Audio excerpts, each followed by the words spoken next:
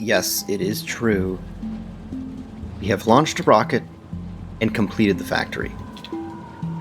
Now, I didn't just launch a rocket and then quit. I've been playing a little bit since then, because if you remember, the goal was to create a factory that produces 1.25 science per second, or 75 science per minute. Now, actually, I think it actually does more than that, because as you can see, the labs that I have here have productivity modules 3s in them. So it could, as far as actual science units being produced per minute, I think it's more than that. Although I don't have a way to check that. I wish there was like an easy stat that just said, here's how many science units you've been producing per minute for the past couple hours, but it doesn't do that. But I do have production stats up here. It's not looking great right now. I had a little emergency that happened where I added a new iron mine, and I accidentally sent the copper train to it. So that was kind of a disaster. We had to clean out the furnace columns of all the iron that was going into the copper area and stuff. So yeah, that was a mess. So we are quote unquote done, and I wanted to spend this episode with doing a full walkthrough of the factory. And I am going to do a quick run through. Here's the little rocket area. And then this is just an area that produces processing units and batteries and sulfuric acid. And then everything else is for a purpose. So everything else until the logistics area. So this is all the science. You got yellow and purple, blue and black, and then red and green. And then you have this massive logistics area. So the logistics area is this, which is just the belts bringing in resources. You got this area here, which is all of the different colors of belts, underground belts, and splitters, prioritized with requester chests and circuits and that kind of thing. Let's see, there are tons of storage chests, way more than I need. But I like having tons like that so you can see the items on the chest. And then just an enormous amount of random assemblers making different things that we need. A big component of the logistics area is up here, which is our military train. So if I open the map, you see this place is pretty huge now. It's starting to get really big with all these different little outposts over here. I'll walk through the outposts and the defense automation and stuff like that, but essentially each one of these little square regions is another expo of resource mining. So if I just zoom in on one of them, here's an iron ore. It's a ton of miners mining iron. And they go into a train station, and then they're surrounded by a giant wall that protects it from the natives. So that is essentially what all of these look like, and they are built mostly in an automated way at this point with blueprints. So part of arming such an outpost is with this military train. It comes here and fully loads itself. This is the defense loading station. And any outpost is named defense unload. So yeah, you see that, it said it right there when I moused over it. There's 15 stops that are named defense unload, but it's controlled by circuits. So they're disabled right now. It says all 15 stops are disabled. And a disabled stop basically means that that station is fully armed and doesn't need to be resupplied. And that's controlled with circuits, which I'll show you. But that's pretty cool. You don't have to have this list of like 15 stations in this long list. And then the train is smart enough to know, like, if one of them becomes enabled, this train will head to it straight away and unload what it needs. It has 2 regular cargo trains holding ammo and construction robots, and then repair packs and logistics robots. And then it has 1 fluid train, which has heavy oil. That is only for flamethrower turrets. And then it has the artillery wagon, which is awesome in its own right by firing on distant nests. But it also just carries 100 artillery shells, which get unloaded in each defense outpost. So yeah, you can see it. For a while there, it was really difficult to make the artillery shells fast enough. So I had 6 different assemblers making them. You can see a bunch of explosives being made and tank cannon shells, which are used as a ingredient. Also in this logistics area, I did all the fluids using packaged fluid, which was kind of cool because that way the bots can carry them around. So for example, this is unloading petroleum gas to make plastic. I don't know why there's water in there. I don't think that's supposed to be there. And then up here is unloading water, because water is needed for the explosives.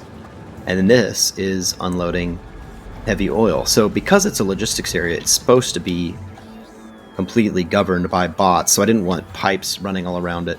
Here's another water unload area. Yeah, to make uranium armor, the ratio is actually 10:3, because these guys take 10 seconds to craft, so I had to make 10 of those. And that was a good decision, because you can see they're still actually being worked pretty heavily.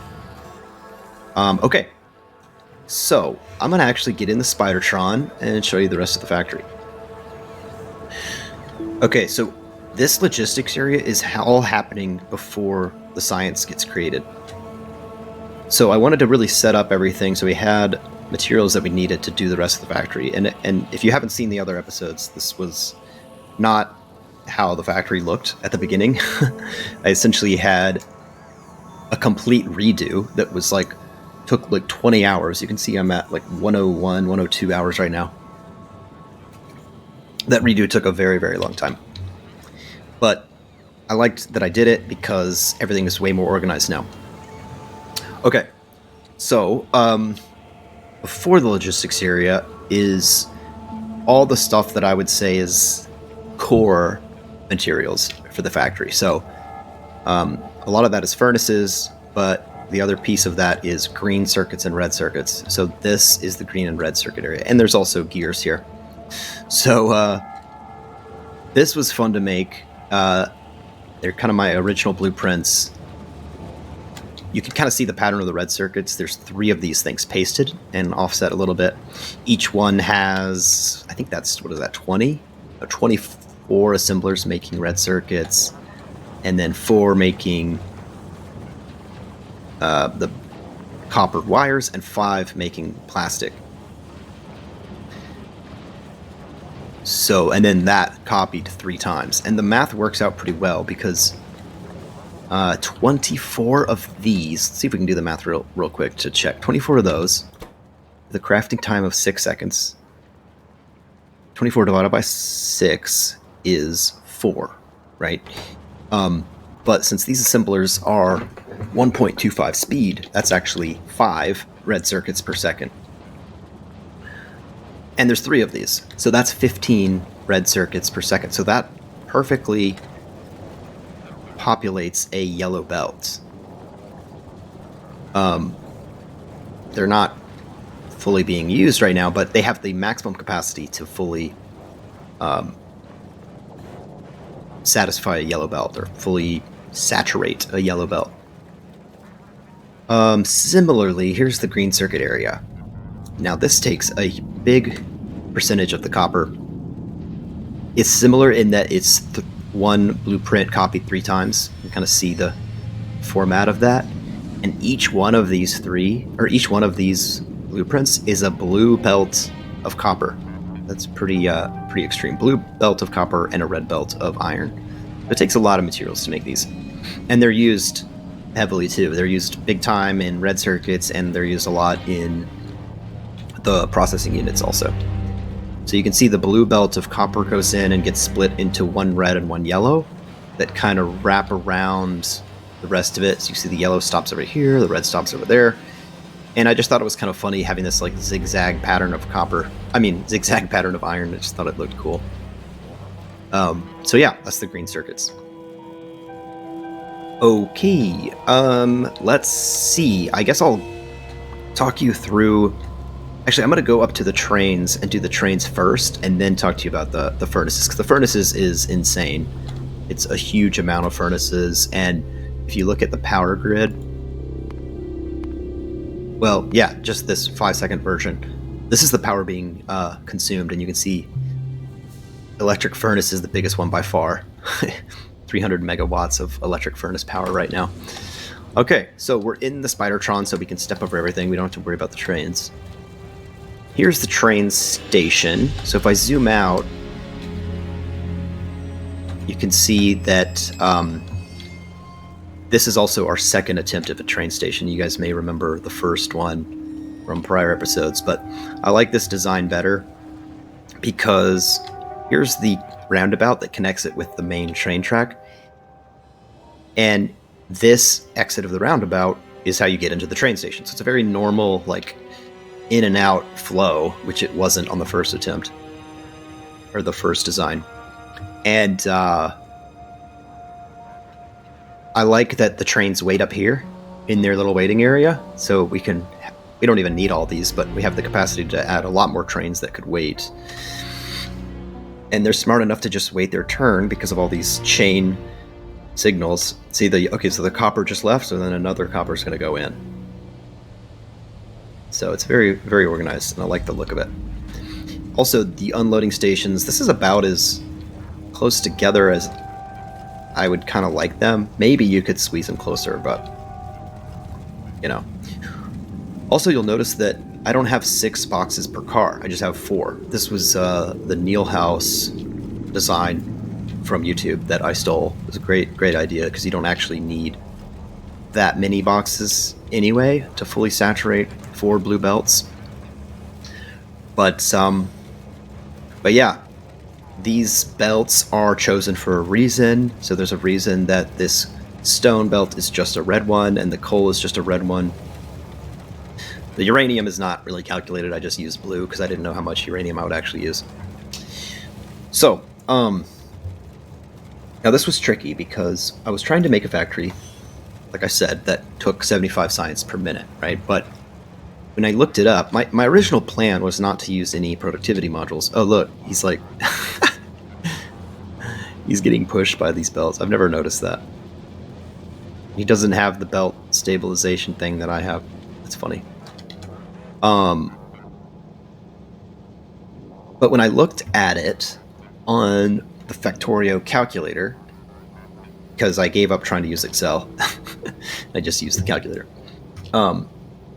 It essentially told me that I was going to need more than... I'm actually looking at it right now. So if I didn't use productivity modules, I would need 4.4 blue belts of iron. And I just didn't want to mess with that, because that means that this train station doesn't work.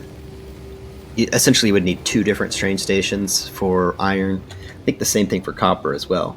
Yeah, 4.4 belts of copper. So I didn't want to do that. So I decided that I was just going to use productivity modules in all of my furnaces. So if I go into Vector, I know you can't see this, but if I go into Vectorio Calculator and update all of the designs to have productivity modules in all the furnaces, the numbers get changed to 3.7 blue belts from copper, 3.4 blue belts from iron. And I'm actually going to change, because I'm actually looking at it right now in items per minute, which is a little confusing to me. So,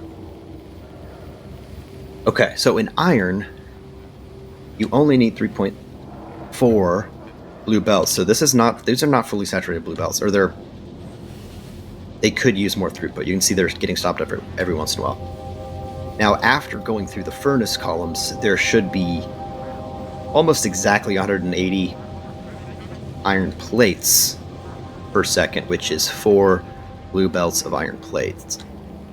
Now, a big chunk of the iron just goes to steel. And I'm not going to recalculate that right now, but it was essentially more than 45. So I had one full belt of iron fully devoted to going to steel. Steel's below the train tracks down there. And then half of another one going to steel. So it ended up being like 2.5 blue belts of iron going to the factory other than steel. And you can see this red belt of steel is the result of the steel. It's supposed to be 18.2 per second steel, so it was a little bit more than a yellow belt. Let me go to the map. Here's the steel. It's also using productivity modules, and it's a lot of furnaces just making steel.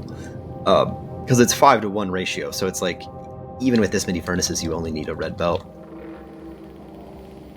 Okay.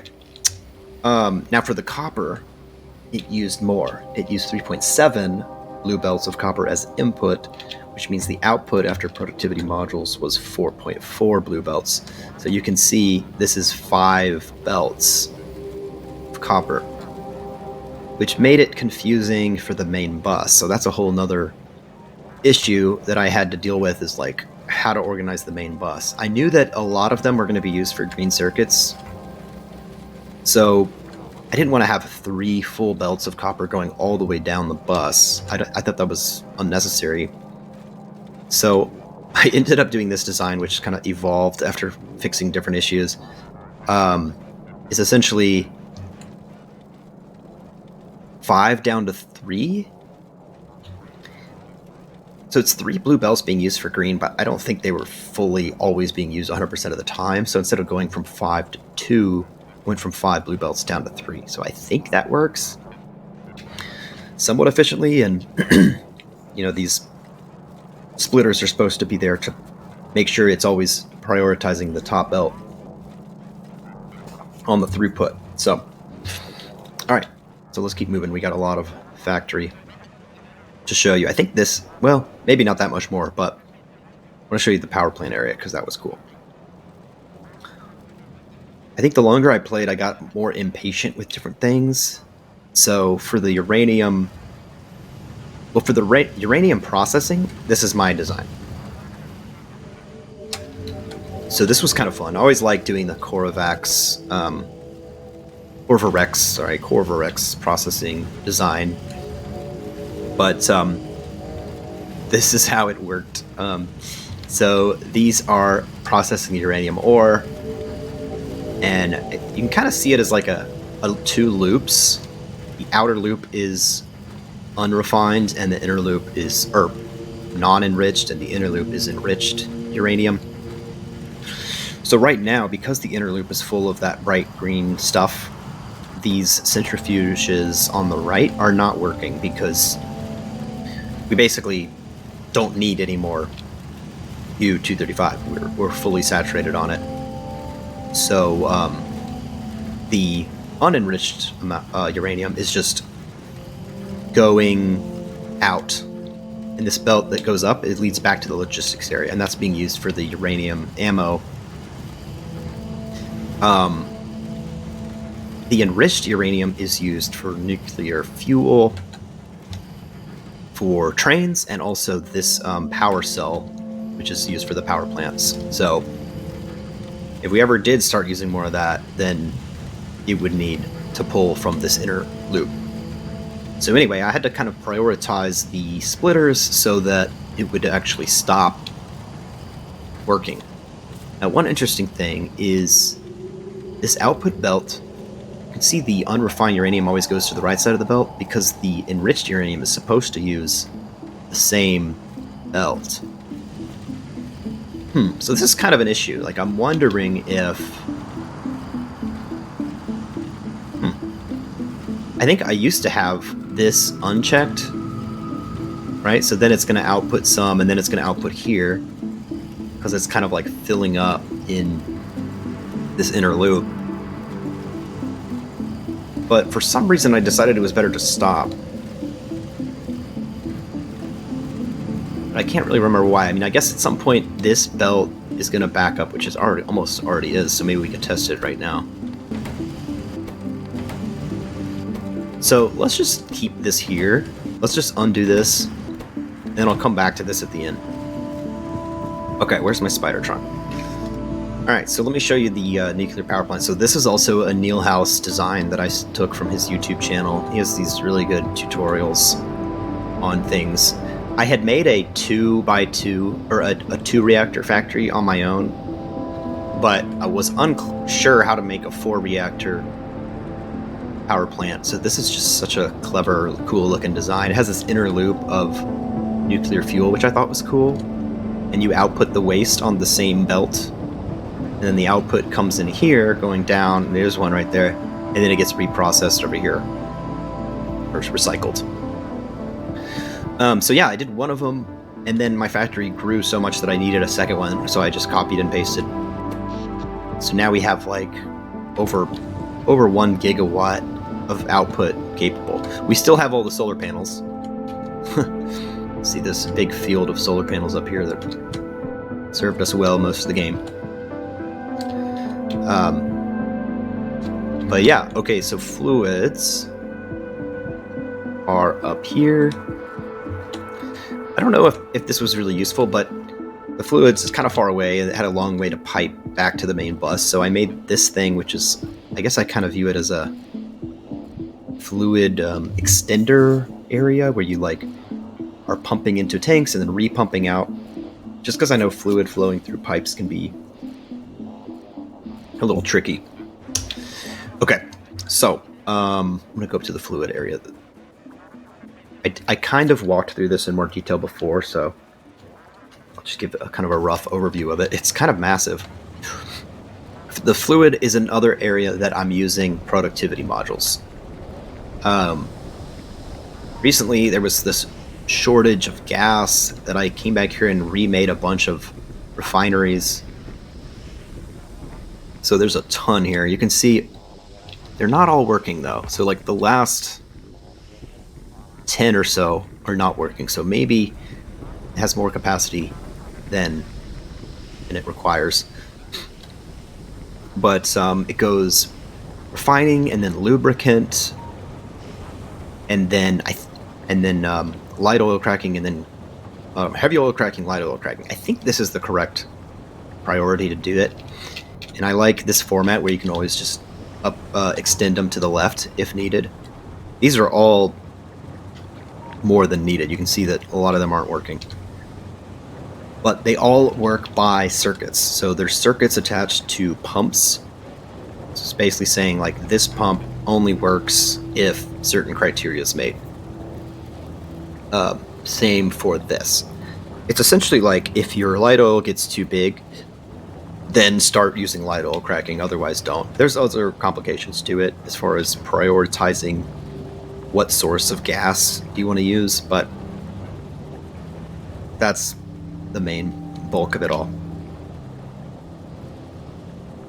Okay. So, we have... I could walk through the main factory a little better, but I think the main interesting thing I wanted to show off is one of the outposts. So, what was the outpost we were looking at before? I guess we were looking up here. Bum, bum, bum, bum. No, not the uranium one.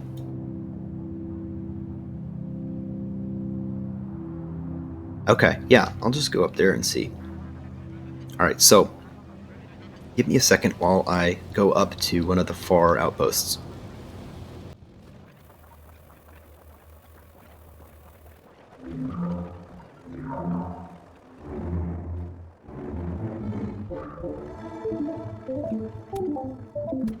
Okay.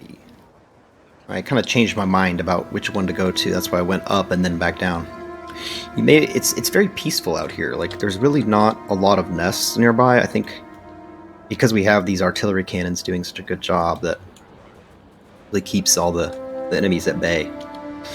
Okay, so here we are. You can almost fit the entire outpost in the screen when you zoom out, but this is a blueprint. So this was like a huge automation step for me, because when I created an outpost as a blueprint, so like anytime I wanted to expand to get more resources, I could just take this and like plop it down somewhere. So for example, if we wanted to get this iron, we would just plop this down.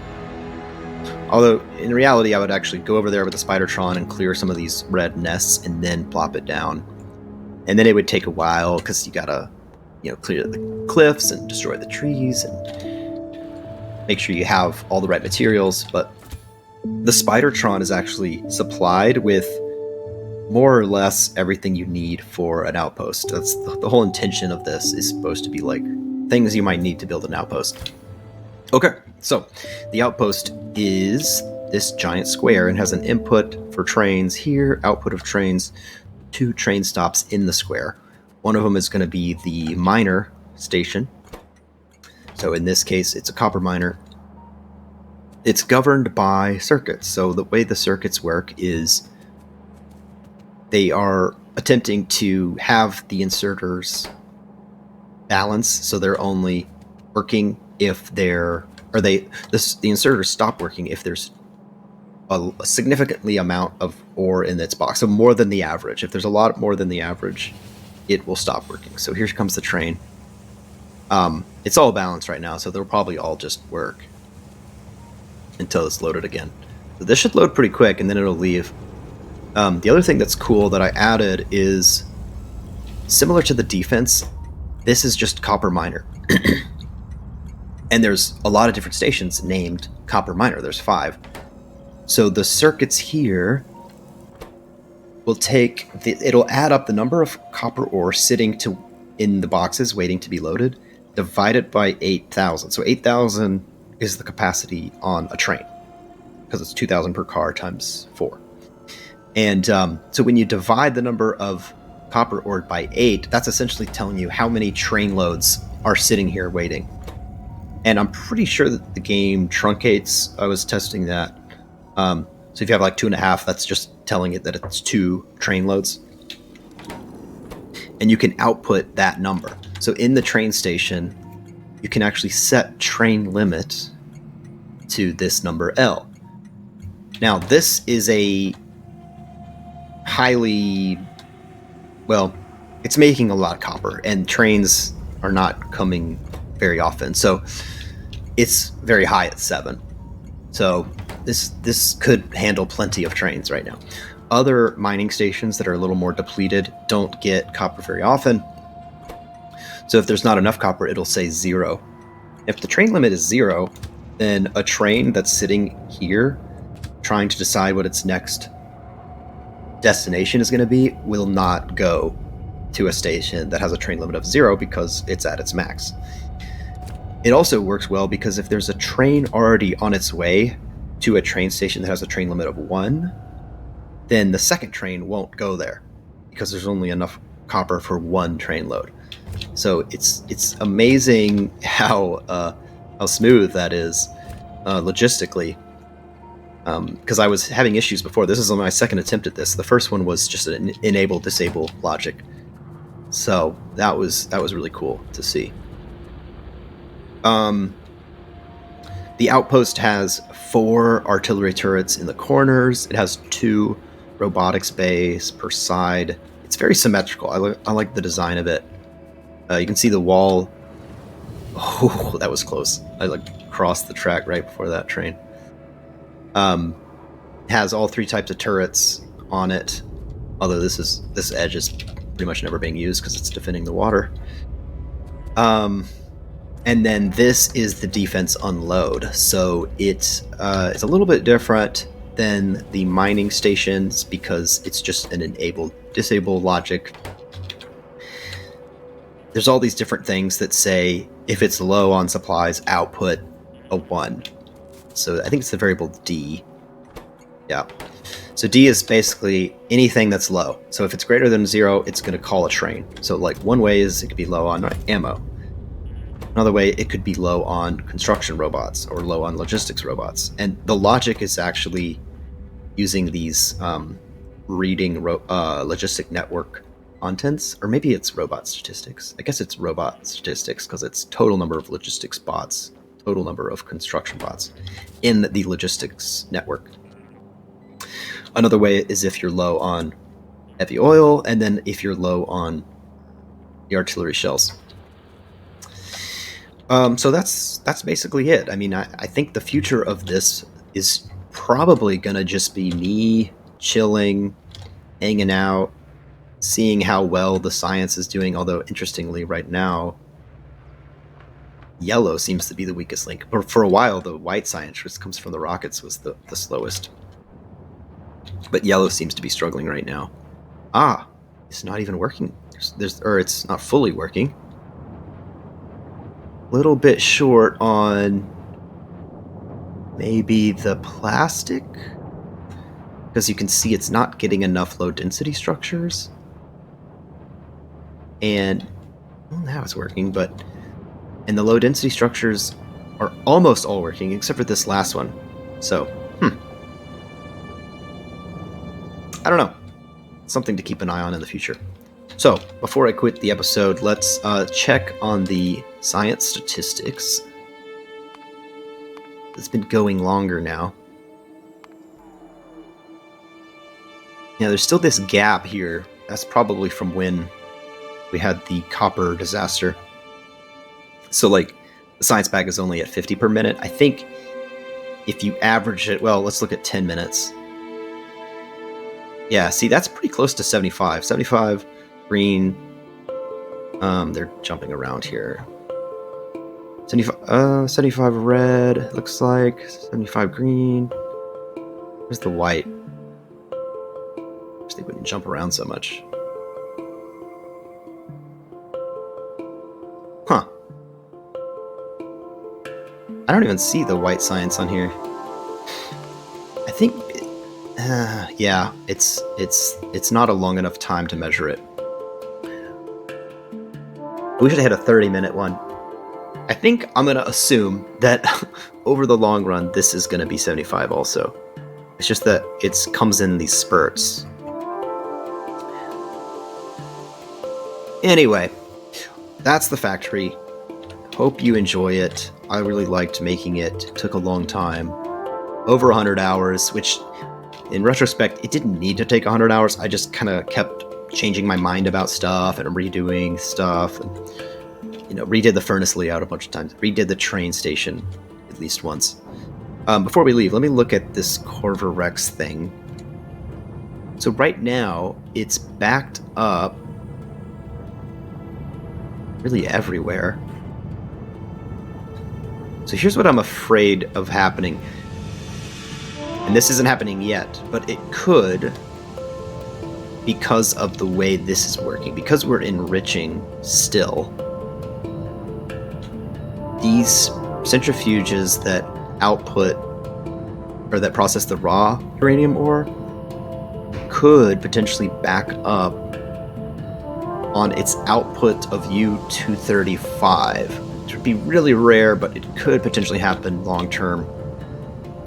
Maybe I'll just leave it like this until we see that happen, and then I'll fix it. But yeah, I'm not really planning on enhancing this factory very much. I'm just gonna neutral. Just gonna let it ride, For future videos, I'm thinking about doing a Dyson Sphere program playthrough, because they updated the fog, So maybe I'll do that next. And then eventually move back to Satisfactory because I want to play 1.0. I'll probably wait till 1.0 before playing Satisfactory, so who knows, that could be a year from now. But yeah, hope you enjoy it. Thanks for watching.